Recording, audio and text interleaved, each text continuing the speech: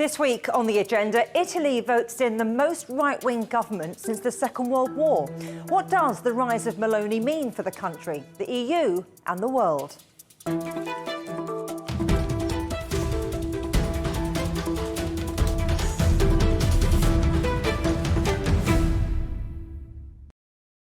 It's been an historic week for the people of Italy.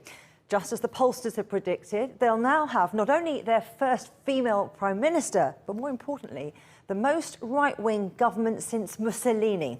Meloni's victory follows substantial gains for the right in recent elections in places like Sweden and France. So what does this really mean for Italy and indeed the whole of Europe? With me now are Cecilia Sottilotta, Assistant Professor of International Relations and Global Politics at the American University of Rome, and Lorenzo Codogno, former Chief Economist at the Italian Treasury. Thank you both so much for joining us. Let me start with you first, Cecilia, because the numbers here are really quite astonishing. If we look at the Brothers of Italy party, in 2018 they polled something like 4%. 4 years later, and we're looking at 26%. So just how did Giorgia Meloni do it?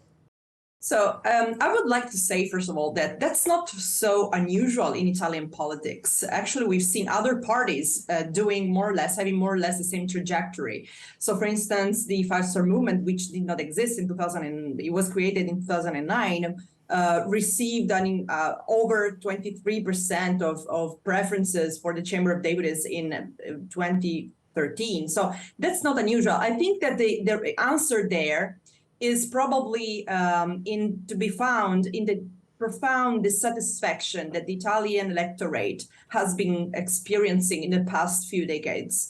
Therefore, any party that's convincing, that's able to present itself as a new alternative, I think is likely to have impressive gains. And Meloni was very capable in intercepting that kind of sentiment. And she stole a lot of votes from her allies, actually, in the right side of the political spectrum. So the way she speaks, it's quite seductive. She's very charismatic. Lorenzo, I wonder if you agree with Cecilia's assessment there, if it's dissatisfaction over decades within the Italian population, or is it geopolitics? Is it something else? I certainly agree. I mean, Italy has had a very poor economic performance over the past 20, 30 years. And even since the global financial crisis, the situation hasn't really recovered that much. So effectively, there is a lot of dissatisfaction, which even a competent person such as Prime Minister Draghi was not able really to change. And it is also true that Italians are less and less ideologically attached to any specific party, so they can actually change support from one party to the other, depending on the election, what is on offer.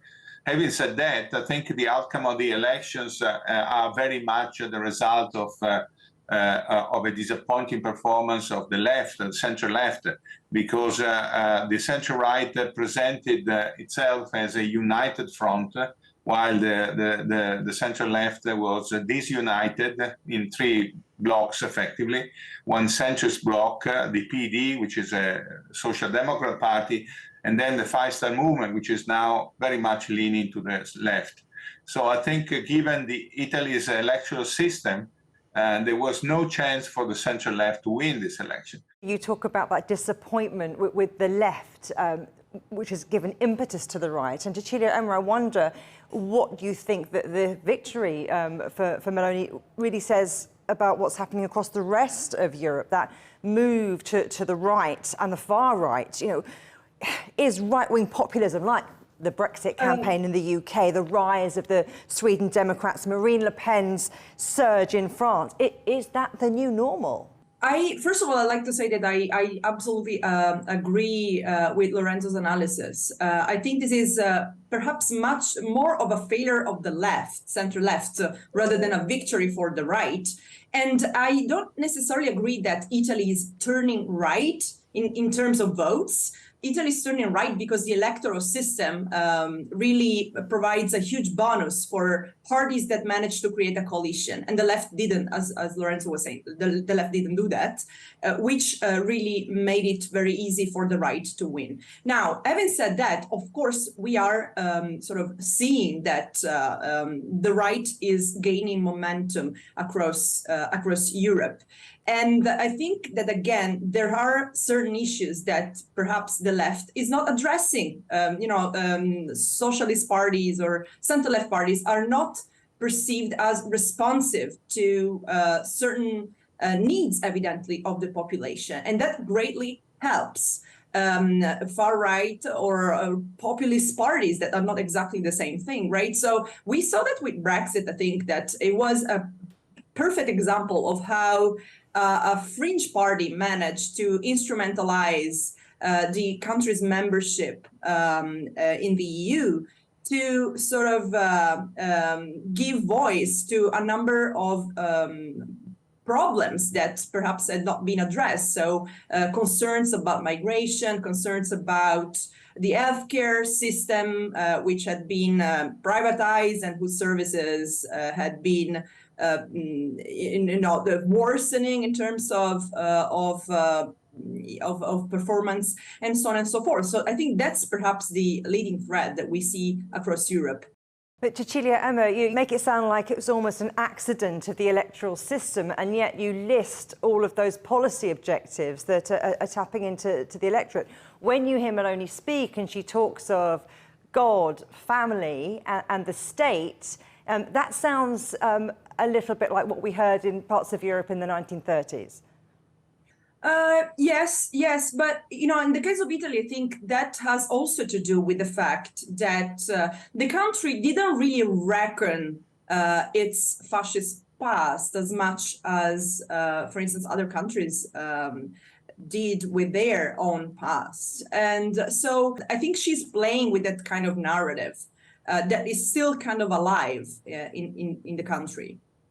But this doesn't mean, that she won't, that she will necessarily mark a huge discontinuity with Italy's policies so far. Actually, what we witness right now are efforts, and very justified and reasonable, I think, efforts at reassuring Italy's international partners. Everybody, I think, in Italy, who knows Italy, expects the country to be very, very much aligned with the US and NATO in foreign policy. And also, here perhaps Lorenzo can chip in about this, but also in terms of budgetary policies, economic, financial, fiscal policy. I think that the Meloni-led government will be rigorous. I think that's what she is not trying to pull Italy out of the European Union. Nothing. I don't think we should expect anything of the sorts. Lorenzo, is that something you agree with, that Meloni is going to be quite rigorous? I mean, let's talk about what this is all going to mean for the Italian economy, growth, etc. Yeah, first of all, let me say that I don't fully agree with the narrative that Italy is moving back to fascism. I think at the end of the day, fascists are a tiny minority in the Italian population, and certainly the people that voted for Brothers of Italy are not really voting for a fascist party. And I think it's not fair to depict the Brothers of Italy as a fascist party. It is a right party, a nationalist right party, so with that, with everything that comes with it, okay? Yeah. In economic terms, I think I would expect at the margin more protectionism, more kind of state intervention, and maybe less competition, which is not good, okay? But maybe there won't be a major departure from fiscal discipline, and even the policies I mentioned, we are thinking about changes at the margin, but certainly not a big upheaval, because as you can imagine, all these matters are also within the framework of the European Union, and so Italy cannot depart too much from the script, so to speak. So I don't think that there will be major changes in policies, although for in some areas, clearly there will be change. Immigration policies for sure, but also in terms of economy, I think there will be a drive to kind of move to protect some businesses, some sectors, which is something that we haven't seen in the past. Let's talk then about Meloni maybe sticking to policies as they are and continuing that way. Meloni says she wants to see a more political and less bureaucratic EU. So what does she mean by that? I think that what she means by that is what the goal, if you will, meant, meaning that she doesn't envisage, as I said, like a NATO exit or anything of the sort, but her way of seeing the European Union is probably more of an intergovernmental organization. So Europe of nations, where national identities especially are not erased in the name of a common European identity. So that's, I think, what she means. And if I can just chip in on what was said before by Lorenzo, I think that in terms of migration, for instance, the European Union will be called into question by Meloni, I'm pretty sure. But I expect the change in that area to be more superficial than more rhetoric rather than facts, because actually Italy has been very strict on migration, and very restrictive migration measures in terms of migration have actually been introduced by a left-wing government under Gentiloni's leadership a few years back. So even in that area, I do not see a huge shift, because Italy was already quite restrictive in a sense. And Lorenzo, in terms of scrutinising EU policy, Meloni said that she wants to review various financial arrangements within the EU, presumably not the billions of euros that Italy received from the EU post-COVID for that stimulus package. Yeah, I think we have to put things into context, because it is true that all three major parties in the center-right coalition had their kind of Eurosceptic moment in the past. And maybe either implicitly or explicitly. By implicitly, I mean at some point they also proposed a sort of parallel currency, which is clearly against any euro area provision. So at some point they were Eurosceptic. I certainly acknowledge that the attitude towards Europe is certainly not the one that you would expect from a country that has traditionally been very much Euro supportive. But I think there is limited scope to change the situation, the approach of Italy towards Europe, and also towards the major European initiative of the past few years, which is Next Generation EU.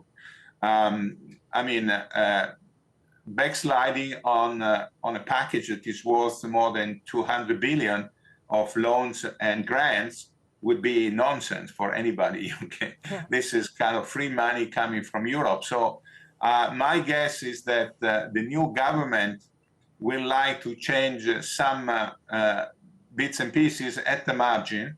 Keep in mind that the two major parties of the coalition, the League and the Brothers of Italy, are siding with Law and Justice in Poland and Fidesz in Hungary. So they are at the fringe of the European political spectrum, and therefore they will be, to some extent, sidelined in the major policy debates in Europe. Yeah. So my guess is that Italy will become marginalized a little bit in terms of policies, right. But won't really change that much in terms of the stance towards the major European projects. Cecilia, I wonder what you think about this, because Meloni's already butted heads, hasn't she, with the EU when it comes to support for Hungary's Viktor Orban, for one, after Brussels said the country could no longer be considered a democracy. So how powerful do you think that this far-right grouping might now prove within Europe? So that's an interesting issue and a very complex one. I really think that the issue to watch is also Meloni's attitude vis-a-vis the whole Ukraine situation.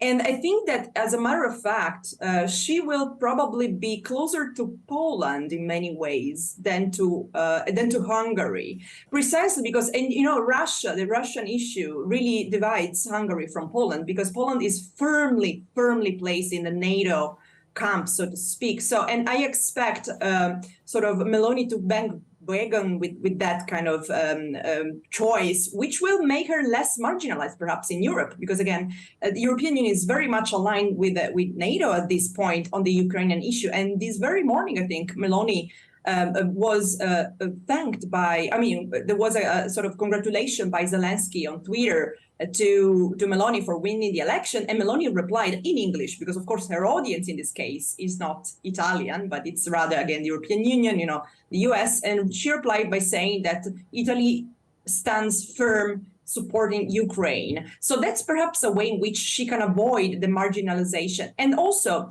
on Euroscepticism, it's true. We heard a lot of criticism. I mean, Meloni's party was the only party in the opposition under Draghi. So she was very critical even of the EU recovery plan, which, as we were saying, it doesn't make much sense, because it's about really money that Italy will receive. So we want that as a country which is also highly indebted, right? But at the same time, so she did that because, of course, it was a rhetorical, again, device to differentiate herself. But during the electoral campaign, she was very careful, I think, about European Union. When she saw that her chances to become the next prime minister were really solid, were materializing, I think she started softening the tone vis-a-vis the European Union. So we'll see how it plays out. Certainly, Brussels has a long memory. So, of course, I do not expect even personal relationships with the EU officials to be the best, especially at the beginning. But overall, I think there will be a good sort of level of cooperation, or a decent level of cooperation. Let's go back to talking about money and the energy markets. Lorenzo, one of the big issues, of course, is Italy's reliance on Russian gas. And you know, the IMF has estimated that an embargo on Russian gas will see an economic contraction of around 5% in Italy. I mean, that's larger than anywhere else in Europe, except for places like Czechia, Hungary, Slovakia. So how do you see the new government addressing that? Well, there is not much that Italy can do on its own, so to speak. On its own, I can only decide how to split the cost within the economy between households and companies, and within the private sector and the public sector. But in terms of policies, Italy has no choice but to stay united with the rest of Europe in order to push out on Putin and try to prevent rationing of gas. I think the high cost of energy is already producing a very high cost for the economy, and in some sectors, high cost is almost equivalent to rationing, because effectively some businesses can no longer operate with prices that are so high. Having said that, rationing would be a completely different ballgame, because it would basically stop production in some sectors, and that would be hugely dysfunctional for the Italian economy. So I fully agree with the estimate of sizable contraction in the economy in case of rationing. However, having said that, the Italian government has already worked very hard to diversify sources of energy within the Mediterranean Sea, and also liquefied gas supply, and storage is very high right now, meaning that probably Italy would manage to do without Russian gas for a while, even in case there is a closing of the tap by Russia. Lorenzo Codogno, thank you very much, and Cecilia and Sottilotta, thank you so much. Thank you. Thank you. Still to come here on the agenda. Is it the end of the road? What will the Meloni administration mean for future relations with China?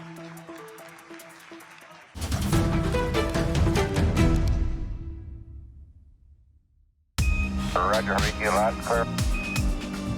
We can try out the wild and the crazy ideas.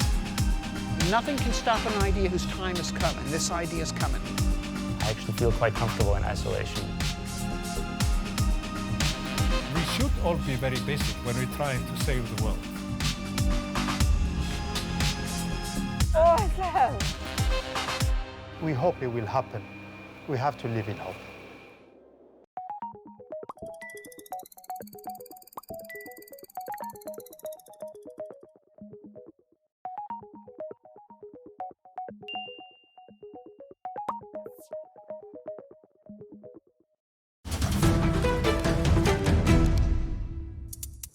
Welcome back to the agenda. The move to the right in Italy could well have serious consequences for the country's international relations, especially with China.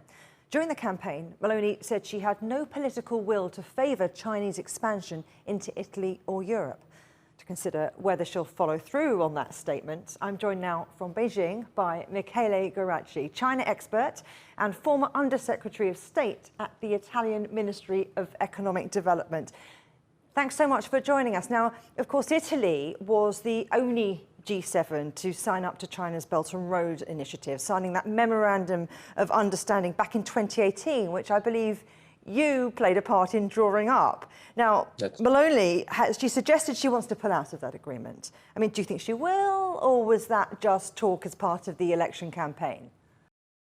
I think during election campaign, many leaders do make announcements to maybe try to clarify their position.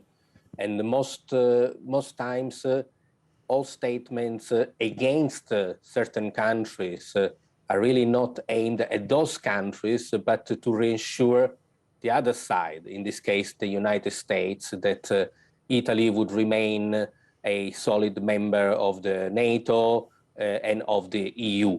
And so in a way, in order to make that promise look real, you also add an ancillary statement such as we would not necessarily welcome Chinese expansion into Europe and things to that extent. But I do think they are just, like you said, electoral campaign slogans. In which case, do you think the relationship remains intact, and will it strengthen? And if so, how? Well, this is unclear because the new government has not been formed yet, and it's a coalition of three parties. Meloni is actually centrist, not right, and definitely not far right, as maybe some of the media has portrayed her. It depends on how the new cabinet is going to be formed.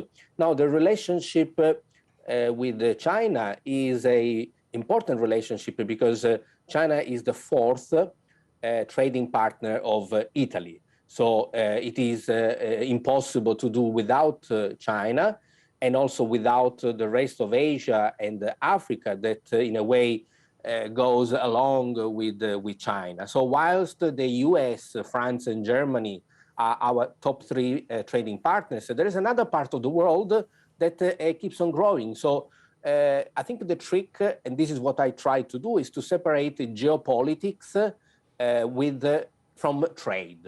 So we can be part of the NATO, fine, but still continue to do business with China, export more to China, which is, by the way, exactly the same thing that the United States do with China. They do want China to purchase more of goods made in the United States. That's what Germany does. So there is no really conflict in being part of a geopolitical alliance and at the same time doing business with other countries. So in terms of trade, you're saying that relationship is quite key. Where else would you say there's a relationship developing and strengthening between Italy and China? There are many areas. For example, we are now in an energy crisis. We want to develop renewable green energy, and China has the capacity. We have the sun, and China has a solar panel that we can purchase at a relatively low cost, lower than the ones that we would be able to produce here in Europe. So that would accelerate a little bit the green transition. Now, the issue is now, will we then rely entirely on China like we do on gas from Russia? That's not a worry, because gas goes via pipes that are physically there and they cannot be replaced, while solar panel, you can buy them from whoever you like if you want to get rid of a supplier. So I'm not too worried about growing into a too close interdependency with China. The other area is, of course, the development of infrastructure in part of the Belt and Road, which is not just about Italy and China. The Belt and Road is about the development of all of Asia and all of Africa as well. And so there are, I think, immense opportunities for Italian companies to cooperate with Chinese companies, agricultural, machinery, energy development, also in those areas, raw materials that we also need. So, you know, we have to look at a very, very open mind at the relationship, which is not just China investing into Italy that looks not to welcome because it could have the tone of a predatory acquisition, which, by the way, is not only if China does it. If any other country does acquisition into Italy, there is always the risk that it could be predatory. And we do have an issue of predatory acquisition not from China, but also from France and from other countries that are closer to ours. So putting aside the issue of incoming predatory acquisition, we can look out at Asia and Africa as a playing field on where we can cooperate. You talk about those opportunities in infrastructure, in the green economy. You've also said that there's going to be a juggling act, as Meloni hasn't really formed the government yet. So do you think she's going to still allow these opportunities to be realized? Yes, because Meloni, one thing she does very well, she is pro-Italy. So anything that brings benefits to Italy, she will do it. So the question is to understand that these opportunities indeed do bring benefits to Italy. If they do, I think she will have no problem in pursuing. Do you think that there's a risk of increased polarization of European politics? I mean, the rise of the right sends that signal, doesn't it, or a further signal that decouples the relationship between China and Europe? I think the risk is there. There is, you're right, polarization. I think many European countries get dragged into this debate, maybe by our American allies, without really thinking too much about the secondary effects. But the decoupling would hurt us in Europe more than it would hurt China. We are looking at these, we take the example of Russian sanctions. We have the Western community in a way against, if I may say so, China, India, Pakistan, Russia, all together. And these are a block of countries that have land, gas, oil, raw materials, rare earth, cobalt in Congo that China has, nickel in Norilsk in the north of Russia. I said about solar panel, artificial intelligence, green economy, green vehicles. So it would be unusual for Europe to think that they can gain benefit by decoupling with the other 150 countries in the world that have everything that we in Europe don't have and need to do our economic development. Michele Garacci, thank you.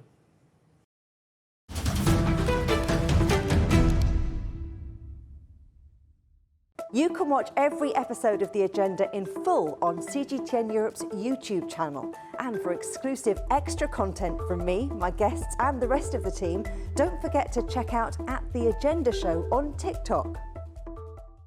Coming up on a future agenda, running out of water, why the rains across Europe now may not be enough to prevent serious droughts next summer.